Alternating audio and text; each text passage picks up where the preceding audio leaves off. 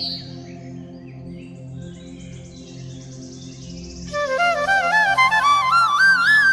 Master.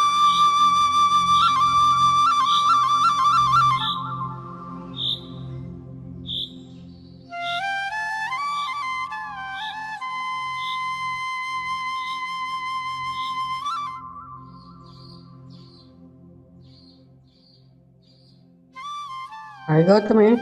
Hello అండి, ఎలా ఉన్నారు? ఉమ్, ఓకే, అవునా. Yeah, very good. Okay masters, మనము జీవితం ఒక వరం అనే బుక్ చదువుకుంటున్నాం కదా, సేతు విజ్ఞానము. దాన్ని కంటిన్యూ మ్యూజిక్ చేస్తున్నాము. పెట్టావు, ఏమండి, మ్యూజిక్ పెట్టావు. మీరు నా మాట వినిపించట్లేదా? మ్యూజిక్ పెట్టేసావు గౌతమి. మ్యూజిక్ ఆన్ లో ఉంది గౌతమి గారు. అవునండి, ఆ, కానీ నా మాట వినిపించట్లేదా? వినపడుతుందండి, ఇప్పుడు వినపడుతుందండి. మ్యూజిక్ వల్ల నా మాట వినబడలేదా? వినబడింది. ఓకే. సో ఇప్పుడు మనం చెప్పుకున్నాం కదా, శైశవ స్థితిలో ఉంటుండగానే, అంటే శిశువులుగా ఉన్నప్పుడే ఈ ఈ ఈ భూమి యొక్క చైతన్యాన్ని ఆ బేబీ పుట్టిన కొద్ది నిమిషాల నుంచే తీసుకోవడం మొదలు పెడతాడు. ఆ మొదలు పెడుతున్న దగ్గర నుంచి తన ఆత్మస్థితిలో ఉన్నప్పుడు, అంటే పుట్టడానికి ముందుగా తనకున్న శక్తుల్ని, ఆ సోల్ ప్లాన్ని మెల్లమెల్లగా మెల్లమెల్లగా మర్చిపోతూ వస్తాడనమాట. సో బై 1 ఇయర్ ఏమవుతుందంటే కంప్లీట్గా భూమి యొక్క చైతన్యాన్ని కంప్లీట్గా తాను తీసుకోవడం మొదలు పెడుతూ ఉంటాడు. ఇంకా ఆటోమేటిక్గా ఈ భూమి యొక్క చైతన్యంలో, ఈ భూమి యొక్క ఫిజికల్ కండిషన్స్లో, ఈ ఫిజికల్ యాక్షన్స్లో పడిపోయి తన కర్మలు చేసుకుంటూ ఉంటాడు. ఇక్కడితో మనం ఆపాం కదా. సరే, అయితే ఈ భౌతిక ప్రపంచంలో ఏర్పడిన నమ్మక వ్యవస్థను ఛేదించడానికి ఈ బాల్య స్థితి నుండి కూడా అంతర్ప్రయాణాన్ని సంబంధించిన సాధన పిల్లలకు మనం నేర్పాలి.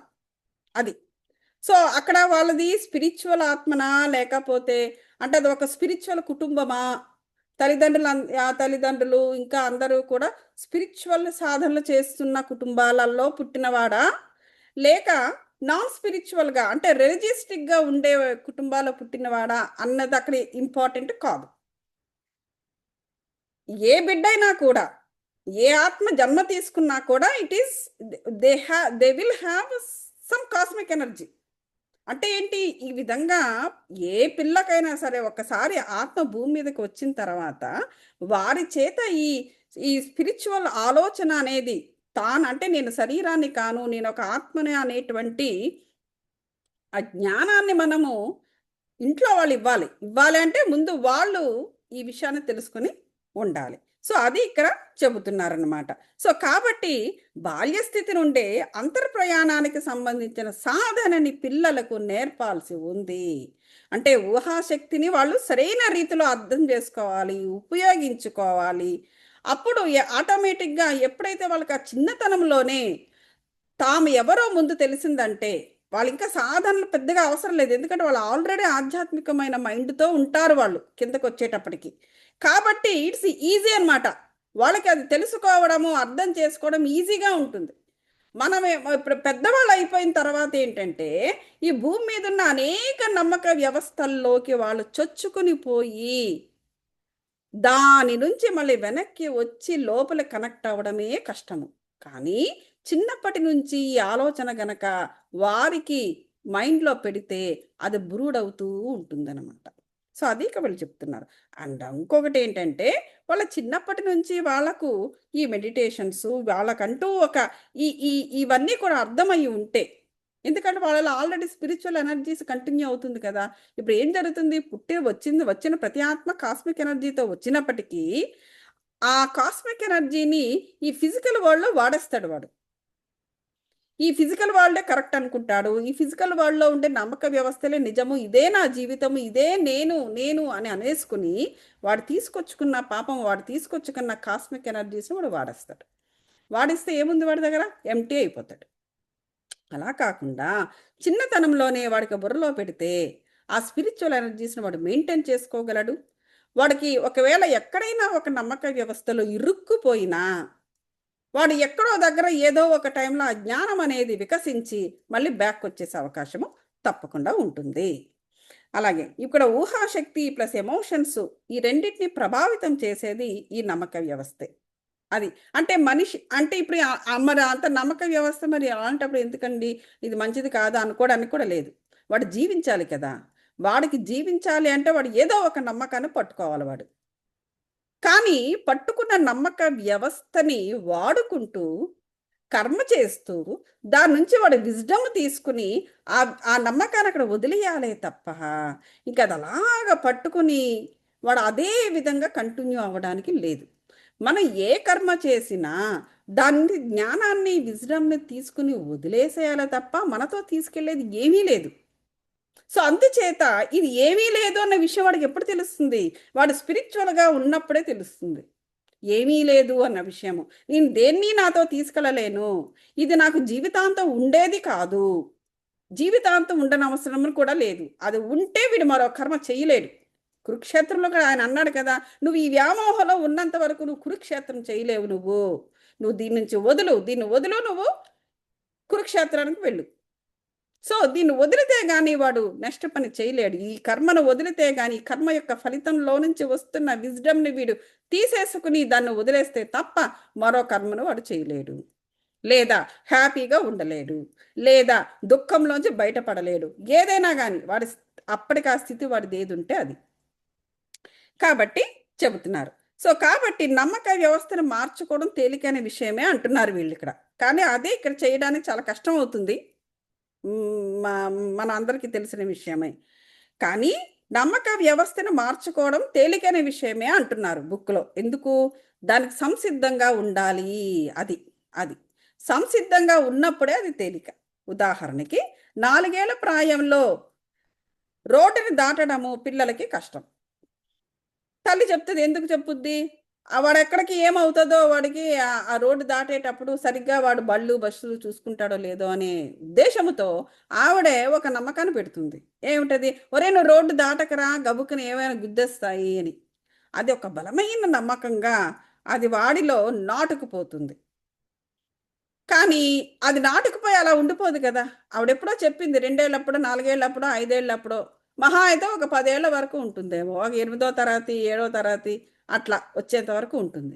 ఆ 8వ తరగతి అయిపోయిన తర్వాత కొంచెం హై స్కూల్లో కొంచెం 9వ తరగతి ఏదో ఫ్రెండ్స్తో రోడ్డు దాటడము ఇట్లా చేస్తారు వాళ్ళు. అప్పటికి తెలుస్తుంది ఇట్ ఈస్ అందరూ రోడ్డు దాటుతున్నారు, నేను దాటాలని. కానీ అందులో బయటపడాలి కదా. ఆ బయటపడడానికి ఎవరో ఫ్రెండ్ని తోడు తీసుకుని వెళ్తాడు, లేదా 2-3 ఫ్రెండ్స్తో కలిసి వాడు రోడ్డు దాటుతుంటాడు. లేదా పెద్దవాళ్ళు ఎవరైనా ఉంటే వాడితో పాటు పక్కన గబగబ వాళ్ళు తెలియని వాళ్ళు అయినా సరే గబగబ నడిచి వాళ్ళతో రోడ్డు దాటుతుంటారు. ఎందుకంటే ఇవన్నీ నేను చేశాను. సో కాబట్టి ఒక దగ్గర ఒక 10వ తరగతి 11వ తరగతి వచ్చేటప్పటికి ఇంక వాడు ఎవరూ అక్కర్లేదు, వాడే రోడ్డు దాటుతాడు. అంటే ఏంటి? ఆ నమ్మకం నుంచి బయటపడిపోయాడు.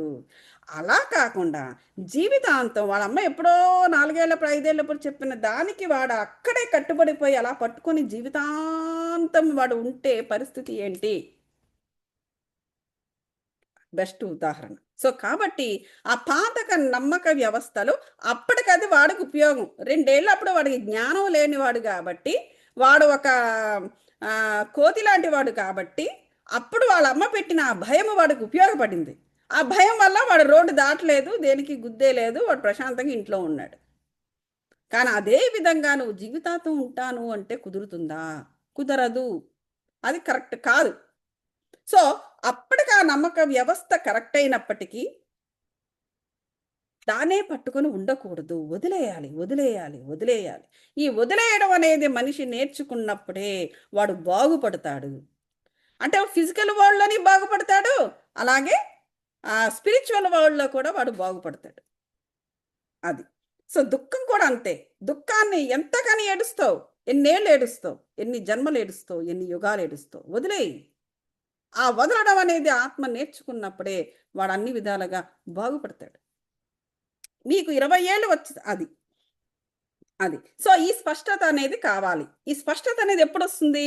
చిన్నప్పుడే వాడికి స్పిరిచువల్ ఎనర్జీస్ ఉంటే, ఆ సాధనలో ఈ పిల్లాన్ని పెడితే పెద్దవాళ్ళు వాడికి ఆ క్లారిటీ వస్తుంది, డెఫినెట్గా వస్తుంది. ఇప్పుడు చూడండి సినిమాలు కూడా ఎంతో బాగా చూపిస్తున్నాను. 8 వసంతాలు అని తెలుగు సినిమా నెట్ఫ్లిక్స్లో ఉంది చూడండి. నేను ఆశ్చర్యపోయాను, అంత చిన్న వయసులో 17 ఏళ్ళు 18 ఏళ్ళ వయసులో అంత పెద్ద పెద్ద, అంటే అది సినిమాయే కావచ్చు. సినిమా అనేది బయట ఉన్న మనుషుల యొక్క జీవితాలను బట్టి సినిమాలు తీస్తారు. ఆ ఏజ్లో అంత తెలివే లేదు నాకైతే, ఆధారపడి ఉండడం తప్ప అమ్మా నాన్న మీద, అక్క చెల్లెళ్ళు, అన్నదమ్ములు, వీటి మీద. సో కానీ ఒక జీవితాన్ని అప్పటికే జీవించేస్తున్నారు. డెసిషన్స్ తీసుకోవడము, అప్పటికే ఒక ప్రేమ అంటే ఏమిటో తెలియడము, దాని నుంచి బయటపడిపోవడం అంటే ఏమిటో తెలియడము, ఇవన్నీ కూడా అసలు అసలు ఆ ఏజ్కి అసలు ఏమీ తెలియదు. సో అట్లా అన్నమాట.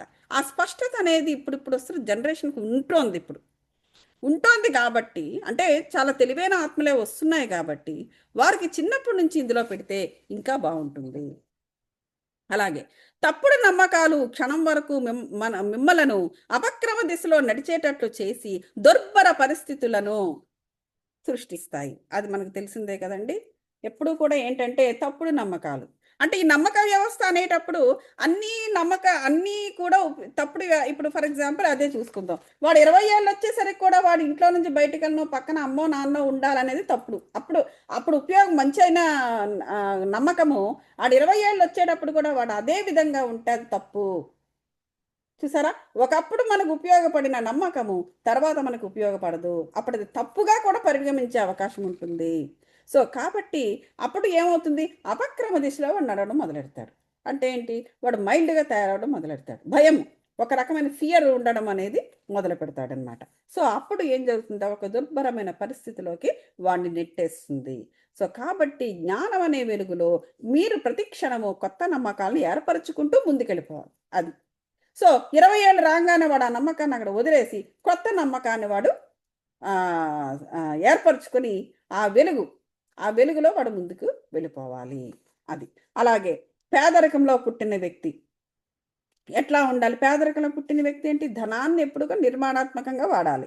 నిర్మాణాత్మకంగా ధారాళంగా ఖర్చు పెడుతున్నట్లు, ఇల్లు, వాహనాలు, ఇతర వస్తువులు కొనుక్కుంటున్నట్లు, వాటి ద్వారా అనుభూతులను పొందుతున్నట్లు, అలాగా ఎమోషన్స్ని, ఫీలింగ్స్ని అలాగా వాడు కలలుగనాలి. అంటే ఏంటి, ఎందుకు ఇలా చెప్తున్నారంటే మనకు మానవులకి ప్రతి ఆత్మకి కూడా ఏంటది, క్రియేషన్, ఇమాజినేషన్ అండ్ మేనిఫెస్టేషన్, ఈ 3 శక్తులు ఉంటాయి. మన పూర్ణాత్మ, మీలో కొంతమంది నాతో పూర్ణాత్మ ప్రాజెక్ట్ కూడా చేశారు, పూర్ణాత్మ బుక్ కూడా విన్నారు. అందులో ఏం చెప్పారు, పూర్ణాత్మ బుక్లోని ఓరిన్ అనే ఆయన యొక్క శక్తి కదా ఛానలైజ్ చేసింది ఆవిడకి. ఏం చెప్పారు, 3 శక్తులు, ఒకటి క్రియేషన్, రెండవది ఇమాజినేషన్, మూడవది మేనిఫెస్టేషన్. ఇక్కడ అది చెప్తున్నారు. ఇక్కడ ఏం చెప్తున్నారంటే పేదరికంలో ఉన్న అతను ఏ విధంగా తన ఆలోచన క్రియేట్ చేసుకోవాలి, ఏ విధంగా దాన్ని ఇమాజిన్ చేసుకోవాలి అంటే ధనాన్ని నిర్మాణాత్మకంగా వాడుతున్నట్టు, ధారాళంగా ఖర్చు పెడుతున్నట్లు, ఇల్లు, వాహనం, ఇతర వస్తువులు, ఇలా వాటన్నిటితో అనేకమైన అనుభూతులు పొందుతున్నట్లుగా ఆ ఎమోషన్స్ని తెచ్చుకొని, అక్కడ లేకపోయినా తెచ్చుకొని ఆ ఫీలింగ్స్తో అతను కలలు గనాలి. అంటే ఏంటి, ఇక్కడ క్రియేషన్, ఇమాజినేషన్. అప్పుడు ఆత్మశక్తితో అన్నీ సాధ్యమే అనే ఎరుకతో ఊహాశక్తిని కూడా ఉపయోగించాలి. అక్కడ ఏంటి, మరో నమ్మకం కూడా కావాలి. ఇది నేను ఇలాగా ఆలోచిస్తున్నాను, ఇలాంటి కలలు కంటున్నాను, ఈ కళలన్నీ నాకు ఇవాళ రేపు నిజమైపుతాయి, ఎందుకంటే నా ఆత్మకు అంత శక్తి ఉంది అని నీ ఆత్మను నువ్వు అక్కడ నమ్మాలి. జస్ట్ ఊరికినే కళల కంటే సరిపోదు, నీ ఆత్మని అక్కడ పెట్టాలి, నీ ఆత్మను అక్కడ పెట్టాలి. సో అప్పుడు పెట్టినప్పుడు ఏం జరుగుతుందండి, 3వ ప్రక్రియ మేనిఫెస్టేషన్ జరుగుతుంది. చూసారా, క్రియేషన్, ఇమాజినేషన్, మేనిఫెస్టేషన్, ఈ 3 జరుగుతాయి. సీత గారు కూడా అదే చెప్తున్నారు. తీవ్ర అనారోగ్యంతో బాధపడుతున్న వ్యక్తి తనకు అప్పటికే పరిపూర్ణమైన ఆరోగ్యం ఉన్నట్లు, వాడు మంచం మీద ఉండొచ్చు కానీ వాడు పరిపూర్ణమైన ఆరోగ్యంతో ఉన్నట్లు. పరిపూర్ణమైన ఆరోగ్యం అంటే ఏమిటి, ఉత్సాహం, ఉల్లాసం, ఇవన్నీ కూడా ఊహించుకోవాలి. ఇవన్నీ ఇంకా తన పనులు తానే చేస్తున్నారు. ఇంకా ఈవెన్ బెడ్డెడ్ అయినప్పటికీ, అన్ని పనులు వేరే వాళ్ళు చేస్తున్నప్పటికీ ఇతని యొక్క ఆలోచన, ఇతని యొక్క ఊహ, ఇతని యొక్క ఫీలింగ్స్ ఎలా ఉండాలంటే ఆ ఎమోషన్ అనుభవించాలి. అన్ని పనులు తను చేస్తున్నట్టు, కారు ఎక్కేశాడు, కారు డ్రైవ్ చేస్తున్నాడు, అక్కడికి వెళ్తున్నాడు, ఇక్కడికి వెళ్తున్నాడు, ఈ విధమైనవన్నీ చేస్తూ ఆ ఫీలింగ్స్ని తెచ్చుకుంటూ కలలు కనాలి. ఏడుస్తూ కూర్చుంటే పని అయ్యే పనులు అవ్వవు. మూడవది, బంధువులు స్నేహితులు కూడా లేకుండా ఒంటరిగా కొంతమంది జీవిస్తూ ఉంటారు. అలాంటి వారు ఏ విధంగా ఊహించుకోవాలండి? ఎంతో మంది బంధువులు, స్వరబంధువులు, చుట్టాలు, పక్కాలు అందరూ ఇంట్లో ఉన్నట్టు, వస్తున్నట్టు, భోజనాలు చేస్తున్నట్టు, మీరు వారికి వడ్డనలు చేస్తున్నట్టు, ఎంతో ఆనందంగా సరదాగా చీరలు కట్టుకొని మంచి మంచి పంచెలు వేసుకొని చక్కగా పండగలు చేసుకుంటున్నట్లు ఈ విధంగా, అలాగే స్నేహితులు, మానవ సంబంధాలు ఎంతో ఉల్లాసకరమైన మానవ సంబంధాలు ఉంటున్నట్టుగా, వాటిని మీరు గౌరవిస్తున్నట్టుగా, వారందరూ మిమ్మల్ని గౌరవిస్తున్నట్టుగా, ఇలా ఎంతో అవగాహనతో ఒకరితో ఒకరు ప్రేమగా ఉంటున్నట్లుగా ఊహ అనేది అవసరము. అప్పుడు ఏం జరుగుతుంది? కమ్యూనికేషన్ స్కిల్స్ కూడా పెరుగుతుంది. నిజంగా అప్పుడు ఏం జరుగుతుంది? నిజంగా బొత్తిగా ఎవరూ లేకుండా ఉండరు. ఏదో మహా అయితే ఒకళ్ళో ఇద్దరో ఉంటారు. కానీ ఈ విధమైన కళలు కనడం వల్ల వారితోనే కమ్యూనికేషన్ స్కిల్స్ పెరుగుతాయి. వారు మరికొంతమందితో కమ్యూనికేషన్ స్కిల్స్ చేసి మనకి మరికొంతమంది ఫ్రెండ్స్ని మనకి దగ్గర చేస్తారు. మనం ఇంకా కొంతమందికి దగ్గర అవుతాము. ఇవన్నీ కూడా ఈ ఎమోషన్స్, ఫీలింగ్స్ని నమ్మక వ్యవస్థ, అంటే ఇలాంటి నమ్మక వ్యవస్థను కూడా మనం ఏర్పాటు చేసుకోవచ్చు. ఈ విధంగా కూడా, అంటే ఎవరూ లేకపోయినా కూడా మనం ఒక నమ్మకాన్ని సృష్టించుకోవచ్చు ఎంతోమంది ఉన్నట్టుగా. ఆ సృష్టిలో నువ్వు ఎంతో మందిని కలిసినట్టు, వాళ్ళతో మాట్లాడుతున్నట్టు, వాళ్ళతో కలిసి వ్యాపారం చేస్తున్నట్టు, ఇలా ఊహలు, కలలు, ఎమోషన్స్, ఫీలింగ్స్ నువ్వు చేసినప్పుడు ఆటోమేటిక్గా ఏమవుతుందంటే ఇవాళ కాకపోతే రేపైనా కూడా నీకు మేనిఫెస్ట్ అవుతుంది. ఒక స్త్రీ తన జీవితంలో, అంటే నమ్మక వ్యవస్థ అనేది తప్పు కాదు, అది ఇక్కడ నేను చెప్పేది. అంటే ఫిజికల్ కండిషన్స్లో, అంటే ఫిజికల్ వరల్డ్లో ఆల్రెడీ ఎవరో ఏర్పాటు చేసిన నమ్మక వ్యవస్థలో నువ్వు ఇరుక్కుపోయి అపక్రమ దిశలో వెళ్ళి అనవసరమైన కర్మలు చేసి దానికి పనికి మాలిన రిజల్ట్స్ పొందడం అనేదే కాదు. నీకు నువ్వుగా ఒక మంచి నమ్మక వ్యవస్థని నీ కోసం కూడా నువ్వు సృష్టించుకోవచ్చు. ఎవరో సృష్టించి భూమి మీద వదిలేసిన నమ్మక వ్యవస్థలు ఇరుక్కుపోయి దాంట్లో దహించుకుపోవడం అనేదే జీవితం కాదండి. మీకంటూ మీకోసము ఒక నమ్మక వ్యవస్థను మీరే సృష్టించుకొని, ఇమాజిన్ చేసుకుని, మేనిఫెస్ట్ చేసుకోవచ్చు అని సేతగారు బల్ల గుద్ది చెబుతున్నారు. అర్థం కాకపోతే మళ్ళీ అడగండి, నేను మళ్ళీ చెప్తాను. ఓకే. ఇక ఒక స్త్రీ తను జీవితంలో ఏమేమి కోరుకుంటుందో వాటన్నిటినీ అప్పటికే జీవిత అనుభవాలుగా పొందినట్లు ఎమోషన్స్ని, ఫీలింగ్స్తో కలగనండి. చూసారా? ఒక స్త్రీ ఏం కోరుకుంటుంది? ఓకే, నాకు వీసా రావాలి, ఏదైనా కోరుకోవచ్చు స్త్రీ అయినా పురుషుడైనా. తనకు జీవితంలో ఏమేమి తనకిప్పుడు లేవో అవన్నీ కూడా ఉన్నట్టుగా కోరుకుంటూ, ఉన్నట్టుగా ఊహించుకుంటూ ఆవిడ క్రియేట్ చేసుకుంటే ఆ క్రియేషన్ అనేది, ఇమాజినేషన్ దాన్ని మేనిఫెస్ట్ అవ్వడం మొదలు పెడుతుంది. వెంటనే అవ్వచ్చు, లేదా అంటే నెక్స్ట్ జన్మకైనా అవ్వచ్చు. ఈ విధంగా కూడా ఫ్యూచర్ని మనము ఏర్పాటు చేసుకోవచ్చు. సో నీ వాస్తవాన్ని నువ్వే సృష్టించుకోవచ్చు. ట్రాఫిక్ సిగ్నల్స్ గుర్తుందే ఉంటుంది ఎస్పీ ట్యాప్ చేసిన వాళ్ళకి. సో నీ వాస్తవాన్ని నువ్వే సృష్టించుకోవచ్చు. నువ్వు కళలో సృష్టించుకోవచ్చు, లేదా ఇలాలోనైనా నువ్వు సృష్టించుకోవచ్చు. పగటి కళలో కనడంలో తప్పు లేదు. స్పిరిచువల్గా ఇట్ ఈస్ కరెక్ట్. ఒరే పగటి కళలకు అంటూ వాడు టైం వేస్ట్ చేస్తున్నాడు అంటారు. అది ప్రాపంచికంగా అది వేరే సంగతి. అది ఆత్మశక్తి అనేది అనంతమైనది, అపరిమితమైనది. ఊహాశక్తిని ఉపయోగించండి. అదే ఇప్పుడు నేను చెప్తున్నది ఇవన్నీ చెప్పారన్నమాట. సో ఇవన్నీ ఎందుకు ఇలా చేస్తే ఏమిటండి మాకేమొస్తుందంటే మీ అంతర ప్రపంచము మీరు అనుకున్న దానిపైన పని చేయడం మొదలు పెడుతుంది. ఎందుకంటే నీ ఆత్మకి శక్తి ఉంది కదా. నీ ఆత్మ ఎప్పుడు పరమాత్మతో కనెక్ట్ అయి ఉంటుంది కదా. సో వాడు చేస్తే ఏంటి, వీడు చేస్తే ఏంటి. సో నువ్వు అనుకున్న దానిపైన అది నిజం అవ్వడానికి నీ ఆత్మ సహకరిస్తుంది, నీ ఆత్మ పనిచేస్తుంది, నీ ఆత్మే నీకు గైడు, నీ ఆత్మే నీకు సేవకుడు కూడా. ఇది. సో అంతేకాకుండా నీ అంతర్ ప్రపంచము అంటే నీ ఆత్మ ప్రపంచమే నీకు సంరక్షకుడు కూడా, నీకు ప్రొటెక్షన్ కూడా ఇస్తాడు వాడే. అది చెప్తున్నారు. సో ఊహాశక్తి అంటే పవర్ ఆఫ్ ఇమాజినేషన్ అనేది మనకి దేవుడిచ్చిన గొప్ప కానుక. ఊహాశక్తి, ఎమోషన్స్, ఫీలింగ్స్ వీటన్నిటికి అనుగుణంగానే మన అంతర ప్రపంచం మనకుతో స్పందిస్తుంది. సో నెగిటివ్గా అనుకోవడాలు, నెగిటివ్గా పనులు చేయడాలు, ఇవన్నీ కూడా చేస్తే గనక ఓహో వీడికి ఇదే కావాలి కాబోలని ఆ విధంగా కూడా వాళ్ళు హెల్ప్ చేస్తారు. అలా కాదు, నాకు ఇలాగ ఎక్కడ చూసినా హ్యాపీగా ఆనందము, ఉల్లాసము, ఉత్సాహము కావాలన్న ఆ విధమైన ఫీలింగ్స్ గురించి మీరు పాటొడితే అది కూడా మీకోసం పాటొడుతుంది. ఈ విశ్వంలో ఏ శక్తి మిమ్మల్ని భయభ్రాంతులకు గురి చేయడం గాని, నియంత్రించడం గాని, ఆటంకపరచడం గాని, తప్పుదావ పట్టించడం గాని చెయ్యదు. చూసారా? ఈ విశ్వంలో ఏ శక్తి కూడా చెయ్యలేదు. భయపెడతదేమో కానీ నువ్వు భయపడకు. సపోజ్ చెప్తున్నాను నేను, ఏదైనా వాయుమండలంలో లేదా భూమండలంలో ఏనో రకాల లోకాల్లో ఏవో రకరకాల శక్తులు ఉన్నాయి, రకరకాల ఎనర్జీస్. అవి నీ యొక్క ఆరా చుట్టూ కూడా ఏదో ఆ దరిదాపుల్లోకి వచ్చి వాటి యొక్క ఇదితోటి నిన్ను భయపెట్టింది అనుకో, నువ్వు భయపడకు. నిన్ను భ్రాంతిలోకి తోసిందని, కానీ నీ ఆరాలోకి ప్రవేశించదు, అవతలే ఉంటుంది. నిన్ను భ్రాంతిలోకి తోసిందనుకో, నువ్వు భ్రాంతిలో పడకు.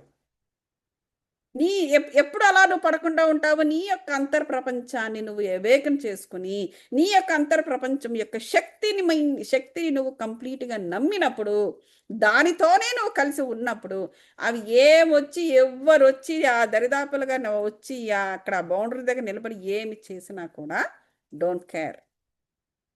అదనమాట. సో కాబట్టి ఇతర లోకవాసులు తప్పుదోవ ఇది ఇప్పుడు చెప్పిందే ఇప్పుడు వస్తుంది. ఇతర లోకవాసులు వచ్చి తప్పుదోవ పట్టించడము, ఇప్పుడు ఇవన్నీ మనకు తెలిసిన, ఇప్పుడు పురాణాల్లో కూడా ఉన్నాయి కదా. ఆ రంభాసురుడు అనేవాడు, వాడికి ఏదో కొడుకు కావాలని చెప్పేసి ఆయన బ్రహ్మ గురించి తపస్సు చేస్తూ ఉంటాడు. అది మహిషాసురుని యొక్క కథ చెప్తున్నాను నేను. వాళ్ళకి ఏదో కొడుకు కావాలి, వాళ్ళకి అప్పుడు ఆ రోజుల్లో రాజు అనేవాడికి సంతానం లేకపోతే ఆ రాజు రాజ్యాన్ని పరిపాలించడానికి పనికిరాడు. అలాంటివేవో ఉండేవి అప్పటి నమ్మకాలు అప్పటివి. సో అందుకనేసి వాళ్ళు ఏదో చేస్తుంటే మధ్యలోని ఇంద్రుడికి ఏమిచ్చింది, ఆయన గారు మధ్యలో దూరిపోయి వీడు రాక్షసుడు ఉన్నాడు, వీడు ఏంటి నెత్తి మీద తీసుకొస్తాడో నాకు అని చెప్పి ఆయన మధ్యలో దూరి ఆయన ఏం చేశాడు, ఆయన తమ్ముడిని చంపేస్తాడు. రంభాసుడికి అదే ఇంక అన్నకు కోపం వస్తుంది. కోపం వచ్చి ఇంకా దద్దరిల్లిపోయేటట్టు తపస్సులు చేస్తూ ఉంటే ఇంకేంటి ఇంక వరుణుడో ఎవరో ఆయన వస్తాడు. బ్రహ్మ మాత్రం రాడు. వాళ్ళు దేనితో మొదలెట్టారో అది అవ్వదు అసలు. ఆయన వస్తాడు, అగ్ని వస్తాడు. అగ్ని ప్రత్యక్షమవుతాడు. ప్రకృతి శక్తి ప్రత్యక్షమయ్యి నేను సరే అయితే నాకు ఇప్పుడు ముల్లోకాలన్నిటినీ కూడా నేనేమో మేమేదో మా పాటలు కొద్దీ మాకు పిల్లలు కావాలని మేము చేసుకుంటూ ఉంటే, ఈ ఇంద్రుడేమో ఆయన సింహాసనం అడిగామా, ఆయన రాజ్యాలు అడిగామా, ఆయన రంభా ఊరసి మేనకలను అడిగామా, మా తమ్ముడు చంపేశాడు. కాబట్టి ఇప్పుడు నాకు ముల్లోకాలను కూడా జయించి ఆ ఇంద్రుడు కూడా జయించేంత శక్తి కలవాడు మాకు కొడుకుగా కావాలంటే ఈ యజ్ఞం ఏం చేస్తాడు, తదాస్తు అంటాడు. అక్కడితో వచ్చింది ప్రాబ్లం. ఈ మహిషాసురుడు రావడం ఇవన్నీ ఎంతవరకు వెళ్ళింది, ఆఖరికి ఆ దేవి దిగి 9 రోజులు హోరాహోరీ యుద్ధాలు చేసి అనవసరంగా అంటే అఫ్కోర్స్ భూమికి వచ్చింది ఆ శక్తి, ఎన్నో వరాలు ఇచ్చింది ప్రజలకి, ఏదో మంచి జరిగింది రండి, కానీ చెప్తున్నా. సో అట్లాంటివన్నీ తప్పుదోవ పట్టిస్తూ ఉంటాయి. ఇతర లోకవాసులు కూడా వచ్చి తప్పుదోవ, భూమి మీద వీడేదో కొడుకు కోసం తపస్సు చేస్తుంటే వాడొచ్చి ఆ ఇంద్రుడు తప్పుదోవ పట్టించాడు. అది ఇక ఇక్కడ తాగిందా, అగ్ని వచ్చాడు, ఆయన ఏదో చేసి పెట్టి వెళ్ళాడు. ఫైనల్గా ఎవరి నెత్తి మీదకి వచ్చింది, దుర్గాదేవి నెత్తి మీదకి వచ్చింది, పార్వతీదేవి నెత్తి మీదకి వచ్చింది. సో అట్లా అన్నమాట. ఇలాంటి తప్పుదావలన్నీ కూడా రకరకాల లోకవాసులు, వాయుమండలంలో ఎన్నో రకాల ఎనర్జీలు ఉంటాయండి. మనకి కళల్లో వస్తుంటాయి, అన్నీ మనవే అని కాదు. ఎవడో ఎక్కడో ఏదో దుఃఖంలో ఉంటే దానికి సంబంధిత రిలేటెడ్ థింగ్ మనకి కూడా కళ్ళలోకి వస్తుంది, లేకపోతే మనకేదైనా జరగచ్చు. అంటే అలాగని ఎప్పుడు కీడు ఆలోచించమని కాదు నేను చెప్పేది. సో ఎందుకంటే ఇదంతా కనెక్షన్స్. సో ఆ ధైర్యం రావాలంటే నువ్వు నీ అంతర్ ప్రపంచాన్ని 24 గంటలు నమ్ముతూ ఉండాలి. సో ఆత్మకు ఆత్మే ప్రభువు, ఇదిగో ఆత్మకు ఆత్మే దైవం, ఆత్మకు ఆత్మే గురువు. జ్ఞాన విస్తరణ ద్వారా కూడా మనకి స్పష్టత వస్తుంది. ఇప్పుడు ఎందుకంటే ఏదో జరుగుతుంది, మన బుర్రలో ఏదో వస్తుంది, ఏంటి గబుక్కున మన వాళ్ళకి ఏమైనా అవుతుందా అని ఆలోచిస్తాము. అది మన వాళ్ళకి అవుతుందని కాదు, ఎక్కడో కనెక్షన్స్ ఏర్పడితే ఏదో జరుగుతూ ఉంటుంది. ఆ ఎనర్జీ ఒకవేళ మనం ఆ ఫ్రీక్వెన్సీలో ఉన్నప్పుడు అక్కడ ఆ ఆ ఫ్రీక్వెన్సీలో జరుగుతున్న వాటన్నిటితో కూడా మైండ్ ఆటోమేటిక్గా కనెక్ట్ అవుతుంది. అదేదో మన వాళ్ళకే జరిగిపోవాలని రూల్ లేదు. మనం భయపడాల్సిన అవసరము లేదు. సో ఇది నీకెప్పుడు తెలుస్తుంది? జ్ఞాన విస్తరణ. నీకు ఆ జ్ఞానము, నీకు ఆ ఆధ్యాత్మిక జ్ఞానం ఉన్నప్పుడే నీకు అర్థమవుతుంది. ఈవెన్ నీ థర్డ్ ఐని కూడా నువ్వు యాక్టివేట్ చేసుకుని నువ్వు అడగవచ్చు, సపోజ్ నీకు అవసరం అనుకుంటే. అది నమ్మక వ్యవస్థ దిశ మారడం. అప్పుడు నీ నమ్మక వ్యవస్థల దిశలో అలా మారుతూ ఉండాలి, మార్చాలి కూడా, వదిలేయాలి కూడా. అప్పుడే నువ్వు నీ ఎమోషన్స్, ఊహాశక్తి కూడా ఆ దిశను మార్చుకోవడం జరుగుతుంది. అందుకే కదా సైంటిఫికల్గా కూడా ఈ బాడీకి కూడా ఒక మంచి లక్షణాన్ని ఇచ్చాడు దేవుడు. ఏమని ఇచ్చాడు? ఇప్పుడు సపోజ్ ఏదో ఒక ఇన్సిడెంట్ సిచ్యువేషన్ జరిగింది, దాంట్లో నుంచి నువ్వు బయటపడాలంటే 7 months సైకాలజీ డాక్టర్స్ చెప్తారు 7 months పడుతుంది. ఎందుకంటే మెల్లమెల్లగా సెల్స్ ప్రతి 7 monthsకి కొత్త సెల్స్ వస్తాయి, కొత్త కణాలు వస్తాయి. అప్పుడు ఆటోమేటిక్గా నువ్వు ఆ దుఃఖాన్ని, విషాదంలో నుంచి బయటపడుతూ ఉంటావు. 7 months, నాట్ ఈవెన్ 1 year. అయితే అక్కడ నీకు సాధన ఒకటి ఉంది. నువ్వు ఏం చేయాలి? వదిలేయాలి. వదిలేయకుండా దాన్ని కొత్త సెల్స్కి నువ్వు అంటిస్తూ ఉంటావు. ఇంకా నువ్వు ఆ దుఃఖాన్ని వదిలేయకుండా మైండ్లో అలాగా ఆలోచిస్తూ ఆ 7 months దాని పని చేసుకుంటూ వెళ్ళిపోద్ది బాడీ, మైండ్. కానీ కొత్త సెల్స్కు కూడా నీ పాత దుఃఖాన్ని అంటిస్తూ ఉండడం వల్ల అది మళ్ళీ రీసైకిల్ అవుతూ ఉంటుంది మరో 7 months. సో మొత్తం ఒక ఇన్సిడెంట్ జరిగితే ఆ ఇన్సిడెంట్లో నుంచి అలా బయటకు వచ్చేయడానికి 7 years పడుతుంది. సో బాడీ కూడా మనకు సహకరిస్తుంది. కానీ మనం మాత్రము జన్మలు తీసుకోవడానికి కారణం ఏంటంటే బాడీ గురించి అవసరం లేదు మనకు, మనసు గురించి అవసరం లేదు మనకు, బుద్ధి గురించి అవసరం లేదు మనకు, ఆత్మ గురించి కూడా అవసరం లేదు మనకి. మన ఓన్ వరల్డ్ మనం సృష్టించుకుని ఉన్నప్పుడు ఎప్పుడూ కూడా ఇంక ఇది ఎంత హెల్ప్ చేస్తున్నా దాన్ని పట్టించుకోవడం అనేది జరగకుండా పోతుంది. సో తప్పుడు నమ్మకాలు ఈ క్షణం వరకు మిమ్మల్ని అది ముందడుగు వేయాల్సి ఉంది. అలాగా అందుచేత జ్ఞానం అనే వెలుగులో ఉంటూ ప్రతి క్షణము కొత్త నమ్మకాలను ఏర్పరచుకుంటూ ముందడుగు వేస్తూ ఉండాలి అనేసి మనకి ఇక్కడ చెప్పారన్నమాట. ఓకే, ఆత్మజ్ఞానం లేకపోవడం వల్లే భయాందోళనకు, అదే చెప్పాను కదా, ఆత్మజ్ఞానం లేకపోతేనే ఈ అందువల్ల పిల్లలకు చిన్నప్పటి నుంచి అందులో పడేస్తే ఇంకా వాళ్ళకి ఆత్మజ్ఞానంతో వాళ్ళు ముందుకెళ్తూ ఉంటారు. మనుషులు అన్నాక చిన్న చిటిక కొన్ని తప్పులు చేయొచ్చు, కానీ దాని నుంచి వాళ్ళే బయటపడిపోతూ ఉంటారు. జీవాత్మలకు ఆకర్షణత్వం అనేది ఉండదు. అకర్మణత్వం ఉండదు. అంటే ఏంటి? The spider must spins his web, if he chooses not to he will not survive. అది చూసారా? ఇప్పుడు ఒక్కొక్క ఆత్మకు ఒక్కొక్క స్థాయి ఉంటుంది. కొంతమంది స్థాయి ప్రకారం ఏంటంటే వారు కొన్ని పనులే చేయగలరు.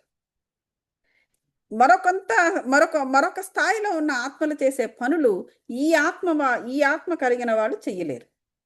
అలాగే ఈ ఆత్మ వీళ్ళ స్థాయిని బట్టి వీళ్ళు చేసే పనులు ఆ ఆత్మలు కూడా చెయ్యలేవు. నువ్వు చెయ్యాలనుకుని కోరుకొని నీవు దాని గురించి ప్రయత్నాలు చేయడం మంచిది, కానీ అలా చేయట్లేదు మనుషులు. ఏం చేస్తున్నారు? ఆ ఆత్మకున్న లక్షణాలు వీళ్ళకి లేకపోతే అసూయ చెందుతున్నారు, హాని చేయడం మొదలు పెడుతున్నారు. ఇది తప్పు. అరే ఇదేదో బాగుంది, సో వాళ్ళలాగే నేను కూడా నేర్చుకుంటాను. నీకు ఆ లక్షణం లేదు, నీకు ఆ క్వాలిటీ లేదు, కానీ ఆ క్వాలిటీని నీ ఇచ్ఛాశక్తి, జ్ఞానశక్తి, క్రియాశక్తి అనే 3 ఉన్నాయి కదా, వాటితో వచ్చావు కదా కిందకు. వాటి ద్వారా నువ్వు ఆ క్వాలిటీని పొందవచ్చు అంటే ఆ క్వాలిటీని పైన నువ్వు వర్కౌట్ చేసి ఆ క్వాలిటీని నువ్వు సంపాదించుకోవచ్చు.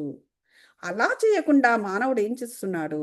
అవతల వాడిని తొక్కేస్తే ఇక వాడికి ఆ క్వాలిటీ పోతుంది. ఇక నాకు ప్రశాంతంగా మనశ్శాంతితో నేను ఉండొచ్చు అనేటువంటి కృత్రిమమైన అపక్రమ ఆలోచన రీతిలో వాడు పెడుతున్నాడే తప్ప, అరే అవతల మంచి క్వాలిటీ కనిపిస్తోంది, సరే నేను ఆ క్వాలిటీని సాధించుకుంటాను అనేటువంటి సక్రమ దిశగా వాడు ఆలోచించటం లేదు. అందువల్ల మానవులతో ఈ ప్రాబ్లమ్స్ అనేవి జరుగుతూ ఉన్నాయి. అది. సో ఇక్కడ ఏంటంటే ఎందుకు అలాగ నేను చెబుతున్నానంటే, ఇక్కడ ఏం ఇచ్చారు? స్పైడర్ అనేది అది మీకు తెలుసు కదా, సాలెపురుగు అనేది ఎలాగా ఆ సాలెగూడుని ఏర్పాటు చేసుకుని అదే అది ఒక ప్లేస్ నుంచి ఇంకొక ప్లేస్కి వెళ్ళే విధానం కూడా అదే. ఇక్కడ నుంచి వెళ్ళిన తర్వాత మరో చోట కూడా ఆ సాలెగూడునని ఏర్పాటు చేసుకుని దాంట్లో సర్వైవ్ అవుతూ ఉంటుంది. నువ్వు అరే ఆ సాలెగూడుని అలా చేస్తుంది నాకు నచ్చలేదు అని చెప్పేసి నువ్వు దాని యొక్క లక్షణాన్ని నువ్వు కట్ చేసేసావు అనుకో, దాని యొక్క లక్షణాన్ని నువ్వు తీసి పడేసావు అనుకో, ఏం జరుగుతుంది? He will not survive. ఆ సాలెపురుగు చచ్చిపోతుంది. అలాగే మానవుడు కూడా వాడుకుండే సహజ లక్షణం, ఆత్మకుండే సహజ లక్షణాలను భూమి మీదకి వచ్చిన తర్వాత వాడు స్ప్రెడ్ చేస్తాడు. నీకు అది నచ్చదు, నచ్చకపోతే ఇక ఊరుకోవాలి గమ్మని. అలా కాకుండా ఏం చేస్తున్నారు ఇప్పుడు ఉన్న మానవులు అందరూ కాదండి, కొంతమంది, కానీ మెజారిటీని కూడా చెప్పవచ్చు. ఏం చేస్తున్నారు? వీడికి హాని చేస్తూ ఉంటారు. ఎందుకు? వీడు స్ప్రెడ్ అవ్వడం వీడికి నచ్చదట. సో అలా జరిగితే ఏమవుతుందంటే ఈ ఆత్మ యొక్క సర్వైవల్ కష్టమైపోతుంది. నువ్వు ఎప్పుడైతే ఆ ఆత్మను బాధ పెట్టావో నీకు అది పాపం తగులుతుంది. ఒకటి ధనాన్ని తస్కరిస్తే ఉండే పాపం ఉండే అవతల వాడు కష్టపడితే వచ్చే ఆ దుఃఖము కన్నా దుఃఖము వేరు, పాపము వేరు. ఒక ఆత్మకు నువ్వు హాని చేస్తే వచ్చేది పాపము. ఏదో వాడు ధనాన్ని లాగేసుకున్నావు అంటే వాడు ఏడుస్తాడు, ఆ దుఃఖం నీకు తగులుతుంది, అది వేరే సంగతి. కానీ ఇది నువ్వు పాపము. ఈ పాపం ఎప్పుడూ కూడా పాపానికి శిక్ష తప్పకుండా పడుతుంది.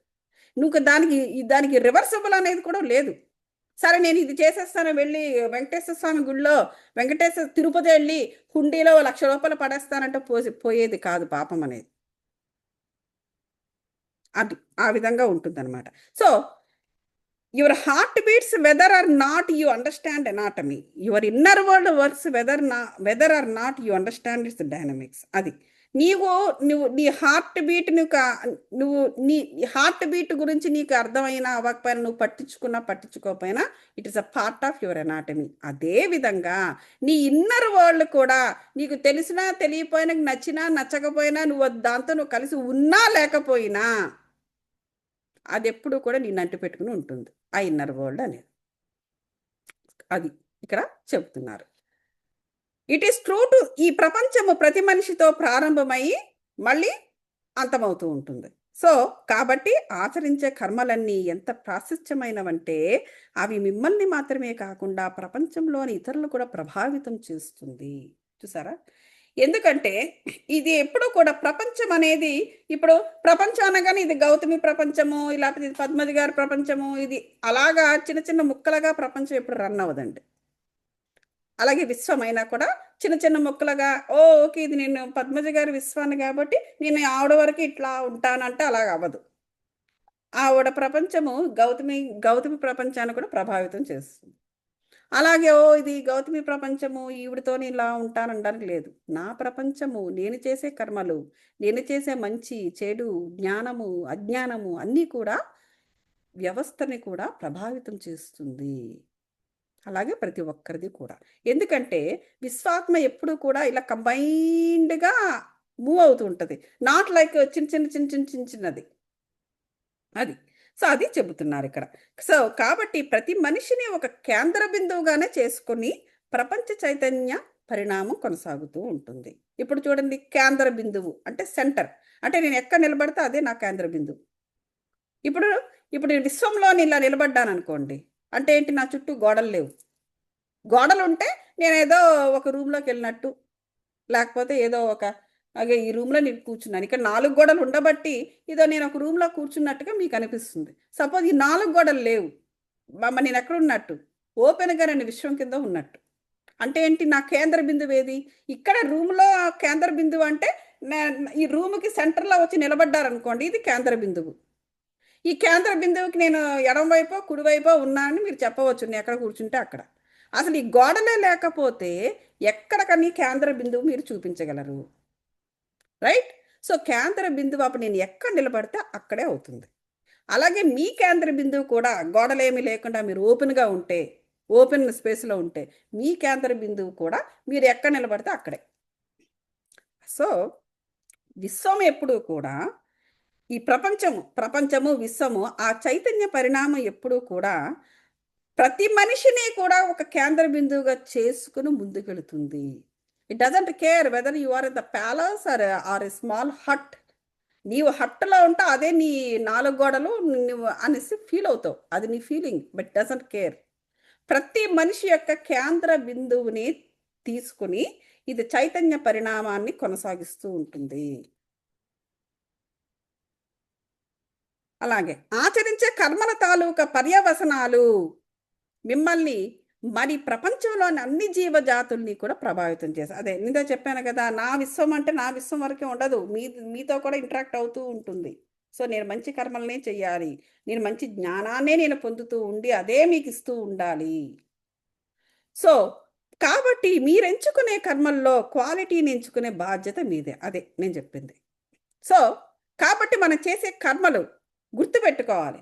అరే నేను చెడు కర్మ నేను చేయకూడదు, చేస్తే పద్మజ గారికి కూడా ఎఫెక్ట్ ఇస్తుంది, అమ్మో నేను అలా చేయకూడదు, అమ్మో నేను చెడు ఆలోచన, అమ్మో అనసూయమ్మ గారికి కూడా ప్రభావితం చేసే అవకాశం ఉంది, అమ్మో నేను అలా చేయకూడదు. సో ఈ జ్ఞానం మనకి రావాలి. అది. So imagination belongs to the language of psych. చూసారా, ఇమాజినేషన్ కూడా ఎలాంటి ఇమాజినేషన్ చేసుకోవాలి. మనకు 3 శక్తులు ఉన్నాయి కదా అని ఎలా పడితే ఎలా వాడడానికి లేదు. ఎందుకంటే ఆ ఇమాజినేషన్ అనేది నీ యొక్క సైక్ అంటే ప్రాసెస్. ఇప్పుడు కంప్యూటర్ అందరికీ తెలుసు కదా, కంప్యూటర్ అనేది ఎలా దేని మీద నడుస్తుందండి?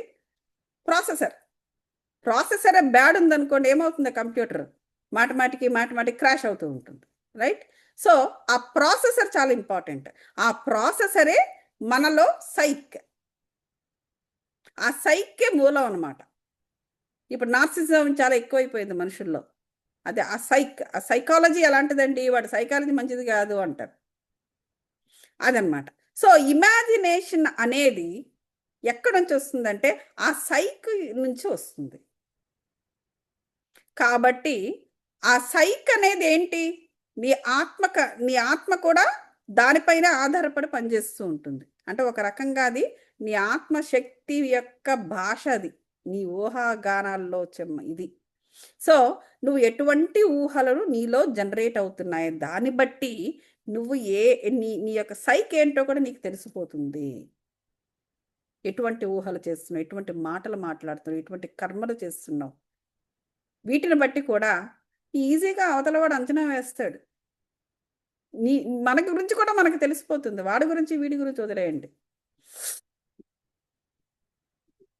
అది. కాబట్టి ఇవన్నీ కూడా సబ్కాన్షియస్ మైండ్తో మనం అర్థం చేసుకోగలము, కమ్యూనికేట్ చేయగలము. ఓకే, కాబట్టి ఆత్మశక్తికి గల అపరిమితమైన శక్తిని మనం వినియోగించుకోగలము. మన ఆత్మశక్తి యొక్క అపరిమితమైన శక్తి, ఉల్లాసంగా ఉత్సాహంగా ఉండేటువంటి కళలు, ఉండేటువంటి ఎమోషన్స్, అలా ఉండేటువంటి ఊహలనే మీరు ఇమాజిన్ చేసుకోండి. ఎందుకంటే అలా చేసుకుంటే అది మీకు మంచిది, మీ చుట్టూ ఉన్న వ్యవస్థకు కూడా మంచిది. అదన్నమాట. ఇది ఏదో ఒకళ్ళిద్దరు చేసే పని కాదండి, ఇది ప్రతి ఒక్కరు చేయాల్సిన పని, అందరూ చేయాల్సిన పని. ఒకళ్ళిద్దరు ముక్కు మూసేసుకుని మెడిటేషన్ చేసేసుకుంటే మొత్తం వ్యవస్థ అంతా బాగుపడుతుందని అనుకోవద్దు. ప్రతి వాళ్ళు చేయాల్సిందే ఇది.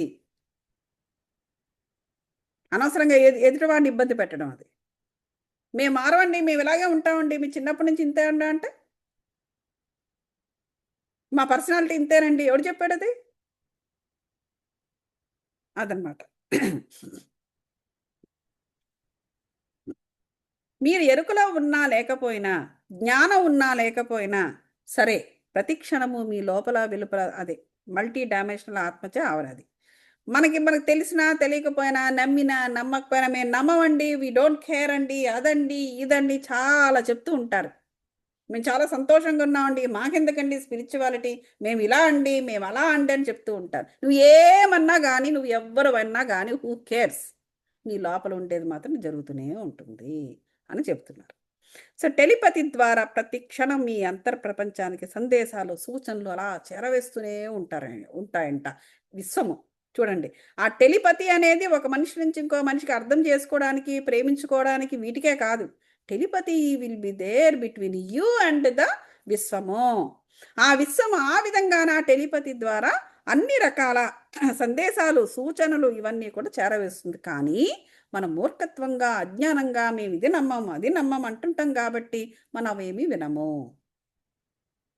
అది తెలిసిన జ్ఞానము నీటి బిందువంతా, మరి తెలియాల్సింది మహాసముద్రమంతా అని ఎన్నోసార్లు వినే ఉంటారు. అంశాత్మ అంటే projection, small part of that విశ్వాత్మ, అది అంశాత్మ. ఆత్మ శకలము మానసికంగా, భౌతికంగా, ఆధ్యాత్మికంగా, భావోద్వేగాల పరంగా సంతృప్తి చెందినప్పుడు ఎన్నో విశ్వ రహస్యాలు తెలుసుకునే అవకాశం ఏర్పడుతుంది. అది కరెక్ట్ అయితే అన్నీ తెలుస్తాయి. ఈ విశ్వంలో కోటాను కోట్ల వాస్తవాలు ఇమిడి ఉన్నాయి, అంతే కదండి. ఎన్నో రియాలిటీస్. అసలు మనమే ఎన్నో కథలు ఉంటాయి. ఎన్ని జన్మలు ఎత్తుతున్నావో మనకే తెలియదు. మన బిగినింగ్ ఇది కూడా కాదు, ఎండింగ్ ఇది కాదు. ఈ జన్మలో రైట్, మనం ఎలా బిగిన్ అయ్యాము, ఎలా ఎండ్ అవుతాము, వీ డోంట్ నో రైట్. మనం కూడా వెతక ఇది ఇది దట్టు ఈ ఒక్క జన్మలోనే మనకి ఎన్నో కథలు ఉన్నాయి.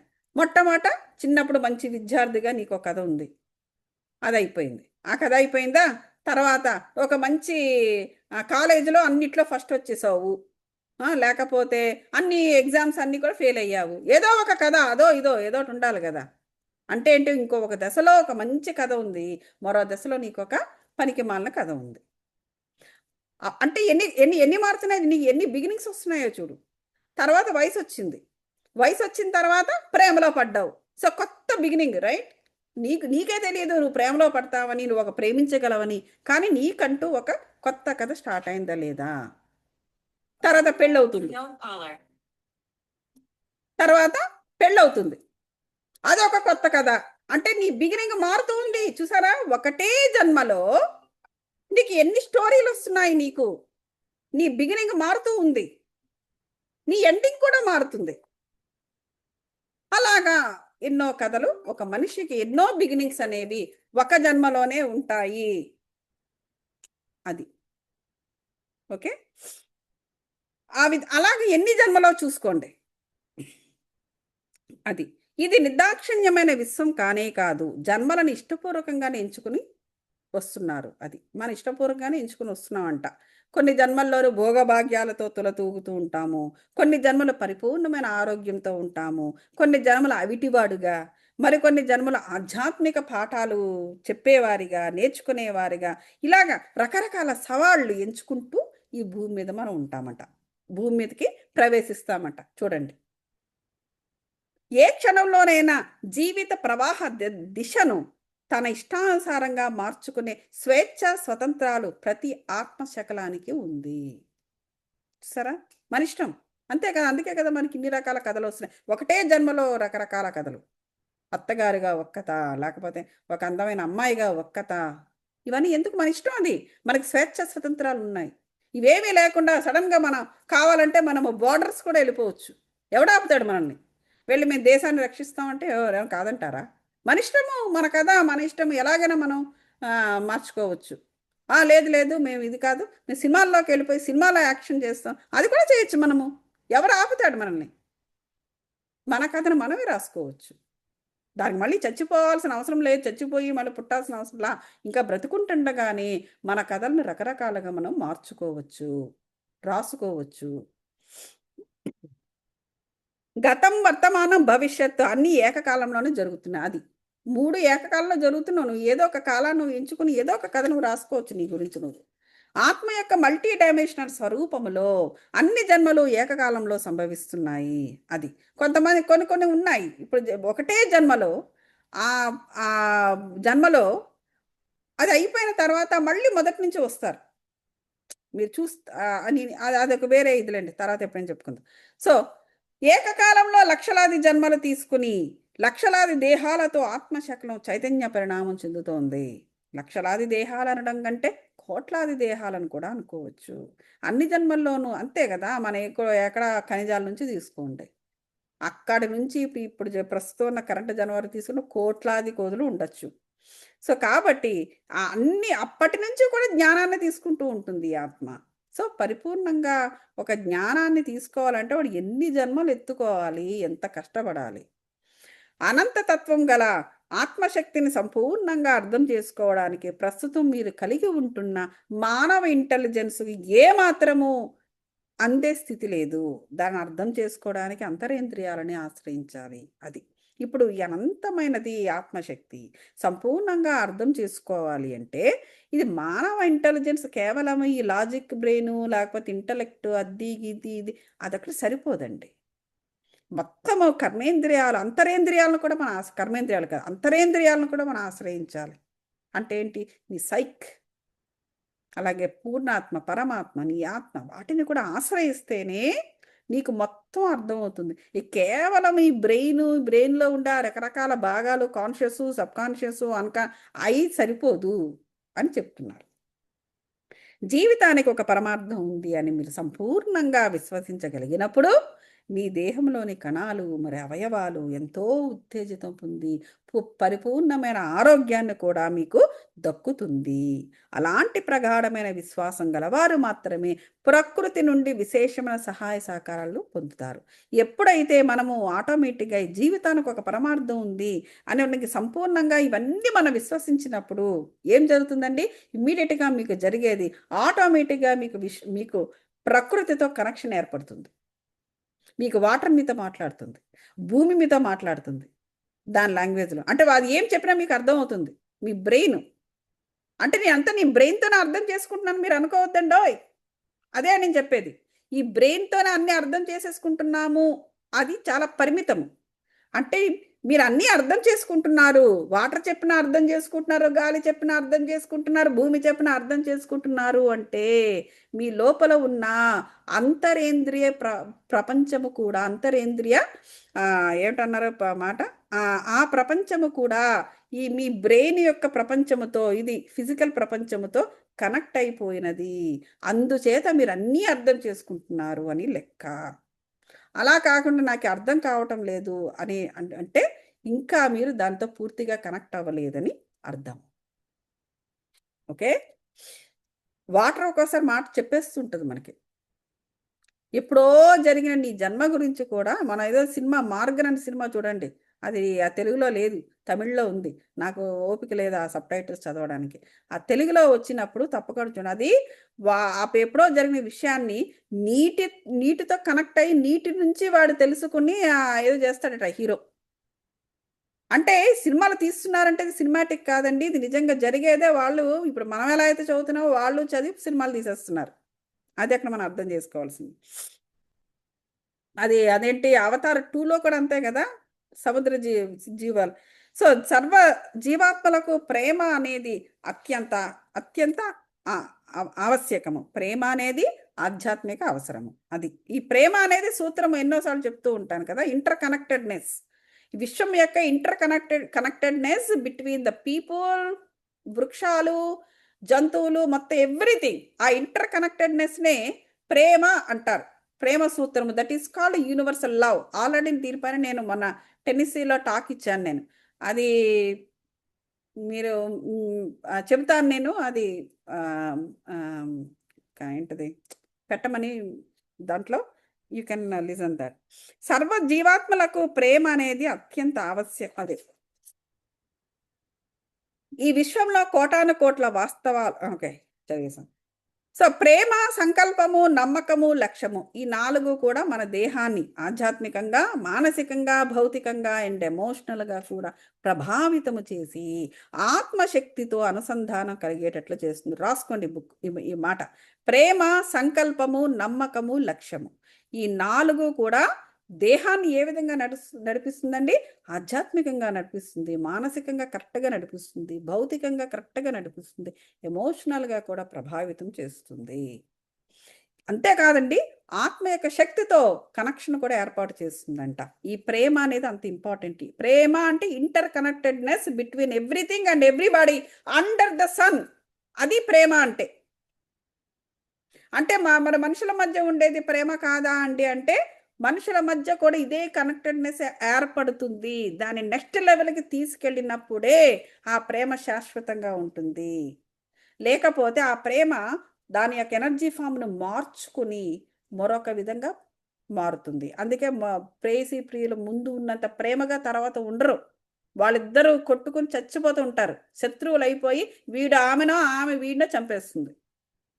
భార్యాభర్తలు మొదట్లో ఉన్నంత ఆ కనెక్టెడ్నెస్ వాళ్ళకు ఉండదు. ఆ పిల్లలు ఉండడం వల్ల ఆ ఆ వివాహ బంధం సర్వైవ్ అవుతుంది.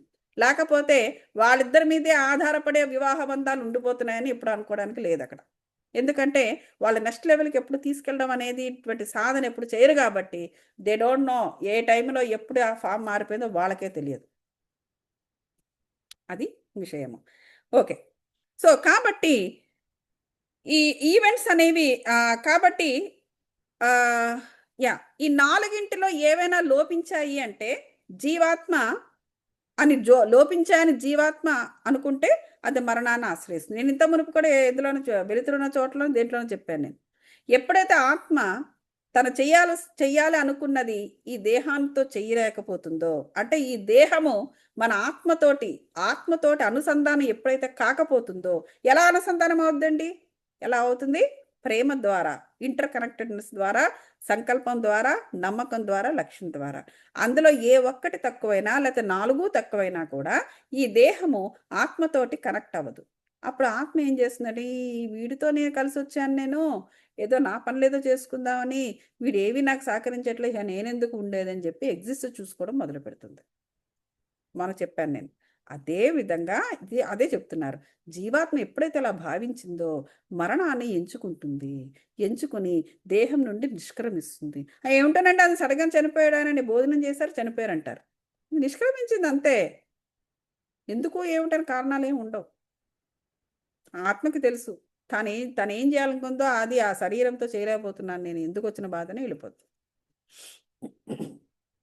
ఈవెంట్స్ అలాగే మీ ప్రేమ, నమ్మకాలు, సంకల్పాలు, లక్ష్యాలు అనుగుణంగా మీ జీవితంలో భౌతిక సంఘటనలు ఆకర్షింపబడుతూ ఉంటాయి.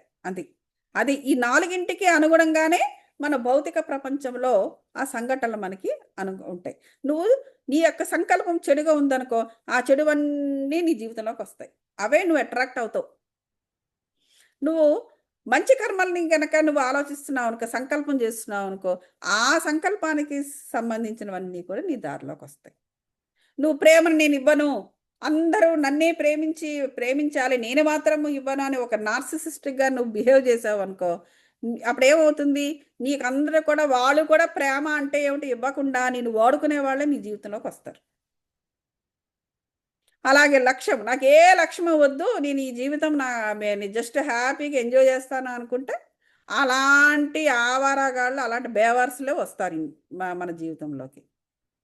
ఇంకా నమ్మకం, నేను దేన్ని నమ్మను అంటే నిన్ను కూడా ఎవ్వడు నమ్మడు. అలాంటి నమ్మకుండా నిన్ను బాధించే వాళ్ళు జీవితంలోకి వస్తారు. సో కాబట్టి గుర్తుపెట్టుకోండి మాస్టర్స్, ప్రేమ, సంకల్పము, నమ్మకము, లక్ష్యము, ఈ 4 అనేది కూడా సరి అయిన పద్ధతిలో మనం వాడుకుంటే మనకి సరి అయిన శక్తులు వస్తాయి. ఆత్మతో మనం కనెక్ట్ అవుతాం. అలాగే భౌతిక సంఘటనలు అనేవి అదృశ్య మూలాల నుండి, అంటే మనం బయటికి కళ్ళకు కనబడిన వాటి నుండి కూడా దృశ్య ప్రపంచంలోకి వస్తాయట అని అదే చెప్తున్నా కదా ఇందాక. మనకి ఎన్నో లోకాల నుంచి రకరకాల శక్తులు, ఎనర్జీలు మనం ప్రభావితం చేస్తుంటాయి.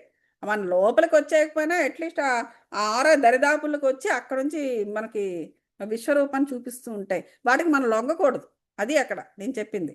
సో అదే ఇక్కడ చెప్తున్నారు. ఈ భౌతిక సంఘటనలు మనకు జరిగే సంఘటనలన్నీ కూడా వాటి నుంచి కూడా సృష్టింపబడతాయి, అదృశ్య మూలాల నుండి. సో అవి వాస్తవంలోకి వస్తూ ఉంటాయి. ప్రధానికి మనం స్పందించకూడదు. దేనికి స్పందించాలి, దేనికి స్పందించకూడదు అనేది ఒకటి ఉంది. ఆ ఒకటి నీకు అర్థం కావాలంటే నువ్వు చిన్నప్పటి స్పిరిచువల్గా ఉండాలి. మన పెద్దవాళ్ళు మనకు అందులో పెట్టాలి. అది ఈ మహామూల ప్రకృతిలో మీ కలలు, ఆంక్షలు, సంకల్పాలు, లక్ష్యాలు, కోరికలు, భయాలు, సందేహాలు ఏవి కూడా ఎప్పటికీ నిష్ఫలం కానే కావు. ఏది నిష్ఫలం కాదు. ప్రతి దాంట్లో నుంచి జ్ఞానాన్ని తీసుకుంటావు. That is no doubt. So ఇదండి మాస్టర్స్, మనం ఇక్కడితో ఆపుదాము. ఒక 5 minutes మెడిటేషన్ చేద్దాం అందరూ కూడా. సుఖాసీనులకండి 5-10 minutes మెడిటేషన్ చేద్దాం. కళ్ళు మూసుకోండి మాస్టర్స్. ఆలోచన రహిత స్థితిలో ఉండండి. ఆలోచన రహిత స్థితిలో ఉండండి. శ్వాస మీద ధ్యాసతో ఉండండి మాస్టర్స్, చాలా ఇంపార్టెంట్. శ్వాస మీద ధ్యాసతో ఉండండి. కాస్మిక్ ఎనర్జీస్ని మనము యాక్సెస్ చేయుచున్నాం మాస్టర్స్. కాస్మాస్లో ఉన్న అన్ని వెలుగు మండలాల నుండి కాస్మిక్ ఎనర్జీస్ని మనము యాక్సెస్ చేయుచున్నాము.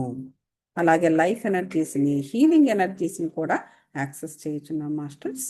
శ్వాస మీద ధ్యాసతో ఉంటూ ఆ ఎనర్జీస్ని లోనికి తీసుకుని వెళ్ళండి మాస్టర్స్. ఆత్మతో కనెక్ట్ అవ్వండి. ఇది ఒక ఆహారంగా ఆత్మకు అందివ్వండి masters.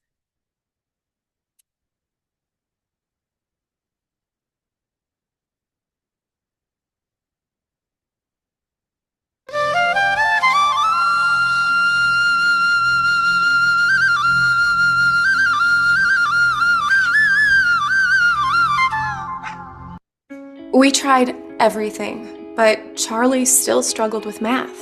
Then another mom recommended I